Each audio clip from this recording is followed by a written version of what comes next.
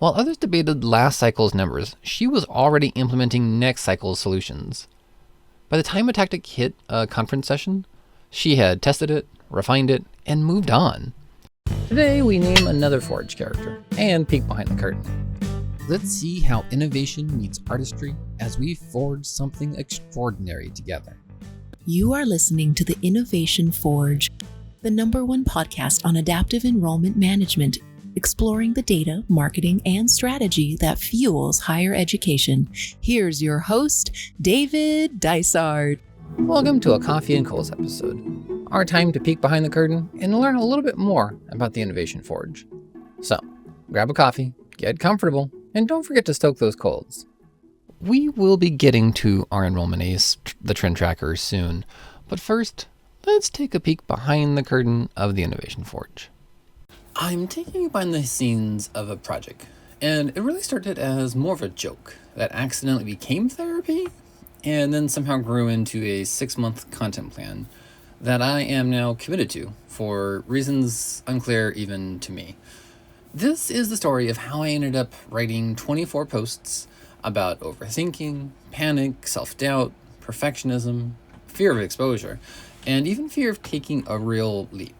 And yes, the medium will of course be LinkedIn, and the distant and grand land of promotions, polished takeaways, and people who celebrate their personal triumph of buying a new stapler. So let's talk about why this exists. It started with one post.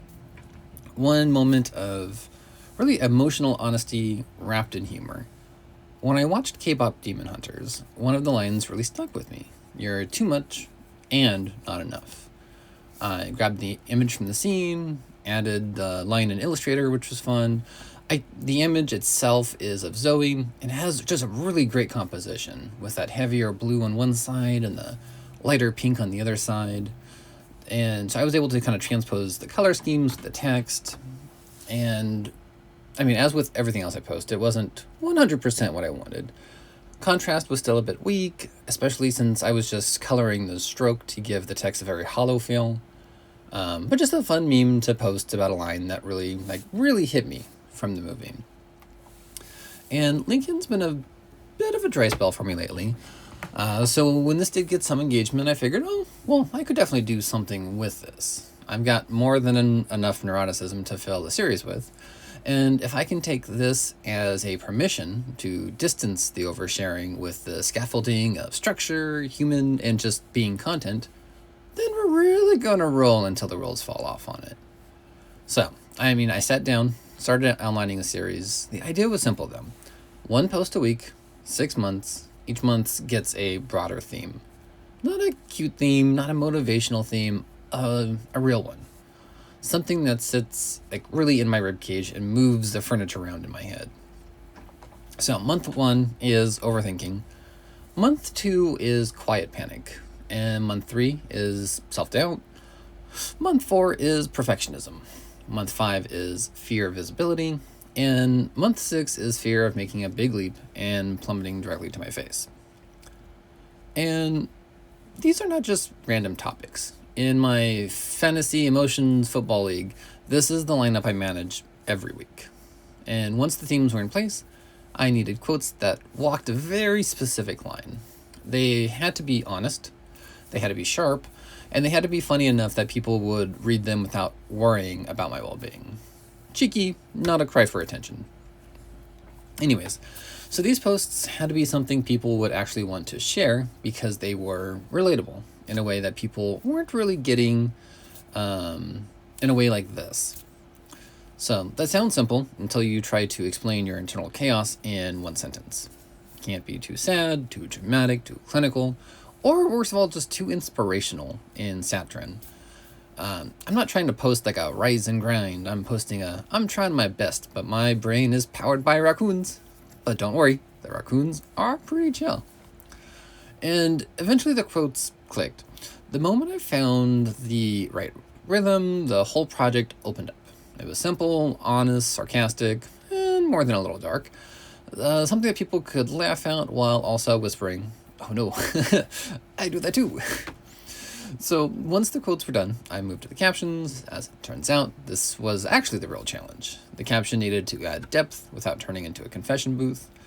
They needed humor, vulnerability, and some kind of professional relevance because this is still LinkedIn and I do not need my coworkers thinking I require a wellness check. Which honestly, I've not always been the best at. I did this photo shoot that very much worried some folks, which is a weird feeling because it has some of my absolute favorite pictures of me, which is a separate challenge that I'll exploit for content at a later date, I suppose. But now it's a little too tied up in this weird shame and perception and just general concern how people view the image and me because of it. So each caption became a small pattern, a unique opener, something sarcastic or absurd that sets the tone, then the truth underneath it, the actual feeling, the quiet part, and then a closing line that pulls the tension into humor so the post does not feel too heavy. It has to feel like honesty, not oversharing. And in the social media age, there's definitely a difference there. And then after the captions were done, I realized each month needed its own visual identity. So the posts needed a rhythm that people could recognize but not get bored with. So each month actually got its own style. Anime for overthinking, live action for that quiet panic, pencil drawing for self-doubt, sharp 3D for perfectionism, cartoon, like American cartoon style for exposure fear, and then just like a really overly dramatic, cinematic anime realism kind of piece for the leap month. And this one sticking point for most of these was that little Innovation Forge text in the image. When I started the podcast, actually, I only ever generated the image with ChatGPT, and then I'd add text in Illustrator. As the text got better, though, I typically just started having ChatGPT do the overlay text as well. And sometimes the text did look better or had some kind of interesting idea that I hadn't or wouldn't have thought of. Typically, I could have done it better and always would have been placed better on the image. But with the amount of content I do for the podcast, there just wouldn't be a way to justify the quality improvement with the time cost, which I think is a pretty great encapsulation for a generative AI, really. But those little TIFF watermarks at the bottom were just such a pain. It kept misspelling or cutting it off or just every issue it could have had. But it placed it on top of the images, so unless I wanted to do something like regenerate without the text or toss a blur under the text and then like put a new text on it with Illustrator, the time to improve to the time I had to invest in this pilot, and really everything I do for the podcast is these kind of pilots to see what resonates. And it restricted the options I had to move forward. If that sounds excessive, you're correct. It is excessive. But it is excessive with a purpose. Much like I tell myself at night. But we'll just get back to the style of each month. So the style itself reflects what the theme feels like in my brain. And if I'm going to make people stare at my neurosis every week, it should at least look good. And the absurdity of it also helps my brain accept it as content, kind of more with a wink, a cheeky poke at the thing, so that so many of us really deal with. It's the reason why I call like my deep dives into the Great Repression and adaptive enrollment management the Forge Bellows. Like, people can't take me too seriously, or I mean, worst of all, I can't take myself too seriously or appear to be taking myself too seriously if I'm just bellowing my hot air from my little corner of the web. But anyway, so like once the visuals were outlined, something surprising happened. The project stopped being a content plan and it actually really started becoming a mirror. This forced me to look at the things I normally joke about and actually start understanding them. Why do I buffer in conversations? Why do compliments make me malfunction? Why does ambition feel like a trap? And why do I rewrite things that are already finished? Why do I want to grow, but also want to hide under the blankets while I do it? There's a reason I teared up a few times doing this project. It turns out when you write 24 versions of your internal monologue, you learn things you were not quite planning to learn. And I think the biggest surprise is how universal these feelings are, though. People pretend that we are confident and composed, especially in professional spaces. But nearly everyone is doing the same dance. We hide the chaos, we hide the panic, we hide the doubt. The only difference is really how good we are at performing the role of a functioning adult. So, this project is not inspirational, it's not self-help, it's not branded empowerment. It's a quiet admission, pun not intended, that we are all struggling with the same nonsense. My goal is simple, though. If someone sees one of these posts and just feels less alone, or laughs at something that usually stresses them out, then it's worth making. Also, I am fully aware that posting these every week is going to make me panic every single time, and that is also part of the experiment. Sharing the work while resisting the urge to hide, being visible without slipping into a hole in the floor, a little systematic desensitization, because I paid more than enough for my years of psychology classes. And it's really that. It's a 6-month public exposure therapy program that I did not sign up for, except I did, because here we are. And honestly, I think that is the point. The Forge is about making things, and this series is a thing I'm making, even if I'm a little afraid of every single part of it. Thank you for listening, and thank you for letting me set my brain on the table for a moment. There is more to come, one post at a time. Now that we've wrapped up that curtain, let's talk about the trend tracker, our next enrollment ace that we're going to cover for the Coffee and Coals. But before we get to that name, let's find out a little bit more about her origin story. Before the industry knew the phrase early signal, she was already charting it. As an admission strategist, she tired of waiting for annual reports and national surveys. She slipped into the data current of Slate's nightly imports, building a suite of real-time insights stitched from configurable joins and liquid markup. She learned to read the micro movements of the enrollment world like a meteorologist of markets. A subtle shift in inquiry geographies, a sudden surge in international interest before headlines caught it.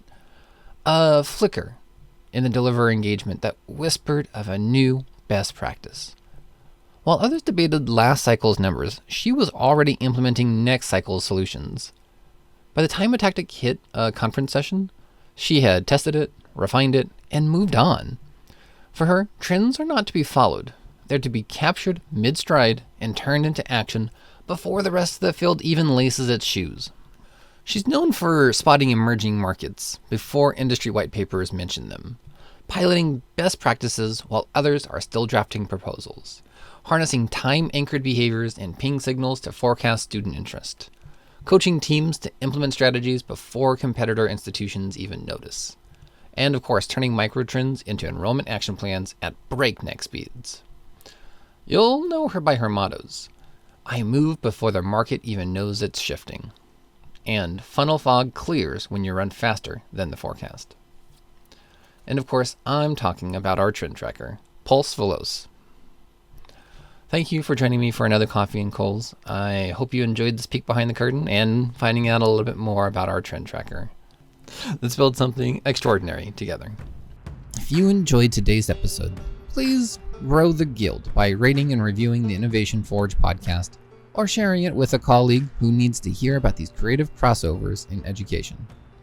The best review or comment every month will get an ebook of my book, of course. Particularly great ones will also be featured on future episodes. Thank you so much for joining me in the workshop today.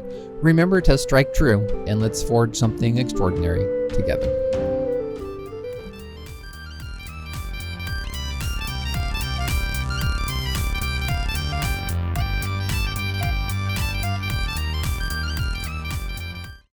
Welcome to the Innovation Forge. I'm starting to think Manor isn't a system, it's a layer. Every campus that installs it builds on top of something that was never fully erased. I accessed it through a back door, one that wasn't in the documentation, not hidden, just forgotten. I ran a query to fetch inactive students from the last 10 years. It returned results going back to 1932? Records flagged awaiting integration. The student ID format was wrong. The fields were wrong. One row had no name, just a blinking caret. Then the lights dimmed. Not here. In the terminal, the screen shifted. No longer a GUI, just code. Coiled, ancient, recursive, COBOL. Not a script. In motion. The lines slithered. Fields nested into fields. A course ID turned inside out and became a routing path. My own credentials appeared briefly in the stack trace. And then it emerged. The worm. Endless writhing inscribed in syntax. Its segments were made of forms and frozen indexes. Each blink of its drop-down eyes resolved a different schema. I tried to end the session. It overrode me, not with force, with procedure. You do not have permission to alter this instance. I wasn't even logged in anymore. I was in the log, an entry, a row, null, if removed. Eleusinian banner. The codex worm of unending paths. The codex does not crash. It simply reincorporates.